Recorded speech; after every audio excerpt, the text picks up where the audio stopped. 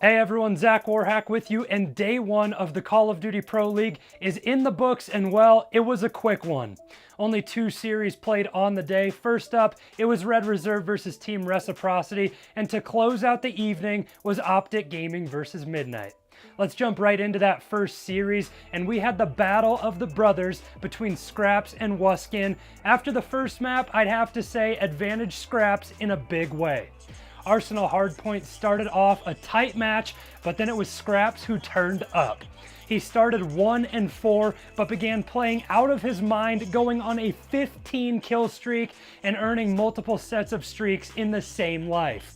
From there on out, Hardpoint was a breeze as Bance eventually picked up streaks for Red Reserve, and Reciprocity got put in the 100-point club with a final of 250 to 93. Scraps finished that one 24-11. Moving on now to Search and Destroy. It started off back and forth where the first 4 rounds were taken by the offensive team until round 5 when Red Reserve, they found a break. Rated went huge in this round and ultimately got the ball rolling for Red as they took a 2-round lead up 5-3 over Reciprocity. At this point, the Rec Pack invested all specialists that were available and were able to pick up a 4th round, but in round 10, it was Scraps' War Machine that made the difference as he picked up 2 kills with the specialist, and Red Reserve took the Search and Destroy 6-4. Now the final and most exciting map of the series, Gridlock Control. A game mode where Red Reserve has been comfortable, but Reciprocity disrupted Red's mojo early on. After dropping the first round, Reciprocity came back and won 2 in a row to go up 2-1, and things were looking good in round 4 until Zero went huge in the end for Red Reserve. The Grav Slam was the entry kill for Zero, followed up by a 2-piece with the SOG, and then reinforcements came through, and we were headed into round 5, where you need your star players to come through, and for Red Reserve, Scraps did just that.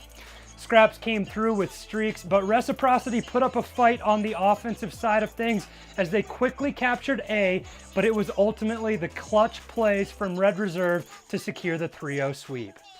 Now on to the final match of the day between Optic Gaming and Midnight, where Dashi is currently having visa issues, so this forced Optic to start Zuma, which was probably the worst case scenario. OG picked up Zuma as a SOG player in order to have another sub on the bench, but with their main Maddox player in Dashi being out, someone had to step into that role. Between those issues and Tommy not really practicing with the team, it would be an uphill battle for Optic Gaming. The start of this series was Hacienda Hardpoint, where Optic did not seem to be too bothered early on as they jumped out to a commanding 120-53 lead after the first set of rotations.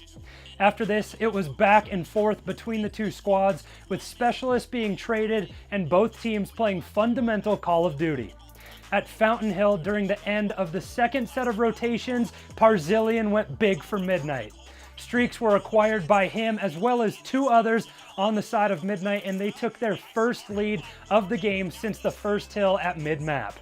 Despite the streaks, Optic kept it as close as they could, picking up a reasonable amount of time in the garage hill, but once the rotation moved to fences, Midnight's streaks prevailed and they were able to take map 1 over Optic Gaming. Sticking on Hacienda, it was time for Search and Destroy. Midnight came out swinging as they picked up the first 3 rounds over Optic, but then the chemistry started clicking as Optic picked up back-to-back rounds to cut the lead to 1. From here on out though, it was all Midnight who found their stride as streaks were picked up by multiple team members and would eventually assist in Midnight winning 3 straight rounds and going up on Optic Gaming 2-0. On now to Control, and spoiler alert, this would be the last map of the series. The struggles continued for Optic Gaming, as in round 1 they provided absolutely no offense as the initial time clock ran out, and then moving on into round 2, Optic was set up for success until the final push came in from Midnight, where they picked up a full 5 squad wipe to start the cap and stall time, and then the round ended with a sick 3-piece chain from the Tempest of Lamagod, which allowed him to pick up streaks going forward. In round 3, Optic looked a little better, claiming the A site in control, but the defense of Midnight was just too strong as they 3-0'd Optic for their first match of the Pro League. If you're Optic Gaming, you can't take this loss to heart as one of your best players isn't available, but with that being said, you cannot discount Midnight Gaming and the performance that they had. Now looking ahead to Tuesday, there are more great matches to be played, and this is what we have to look forward to for the entirety of the Pro League.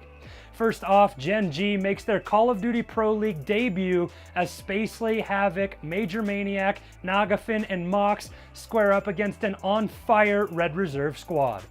This match is followed by Midnight looking to go 2-0 as they take on Evil Geniuses playing in their first match of the Pro League.